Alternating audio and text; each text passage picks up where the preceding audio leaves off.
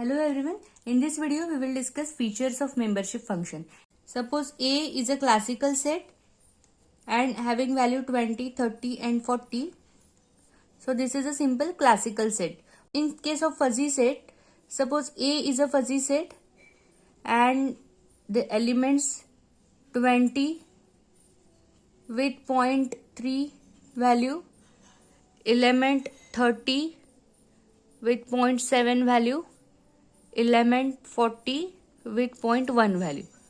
So these values associated with the elements of set are called as membership values, and this indicates degree of belongingness of this element to this set A. Higher this value, we can say this element is strongly associated with this set, and this value is lower. Here in this case it is lower, so it indicates this element is weakly associated with this set. We can say this membership function assigns certain values to the elements of the fuzzy set, which indicates the degree of belongingness of that element to the set. Now we will discuss features of membership function. There are three basic features of membership function: core, support and boundaries. The core comprises those elements of the universe of discourse such that mu a of x is equal to 1. You can see here a graphical representation. Here x-axis indicates elements of set and y-axis indicates its membership value. Now what is our definition? Core comprises those elements of x of the universe such that mu a of x is 1. In this graph you can see this part is called as core, because for the value of x, you can say this is the x-axis, these are the values of elements, and for these values this value is 1. So this is the core part. The value of membership function is 1 for this part, so this is a core part. Then next is support. The support comprises those elements x of the universe such that mu a of x is greater than 0.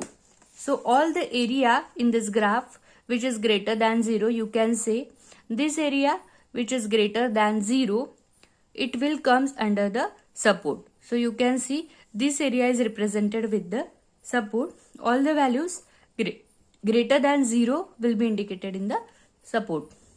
And third property is boundaries. The boundaries comprises those elements of the universe such that mu a of x is between 0 and 1. It should be greater than 0 and less than 1. Okay. So 0 and 1 will not be included here.